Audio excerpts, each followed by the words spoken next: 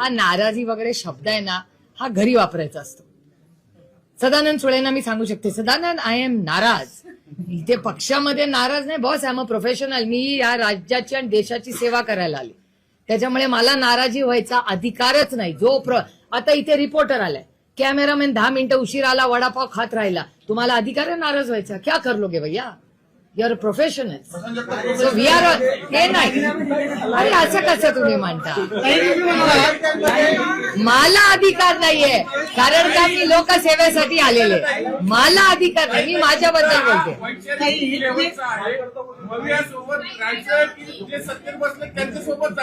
हा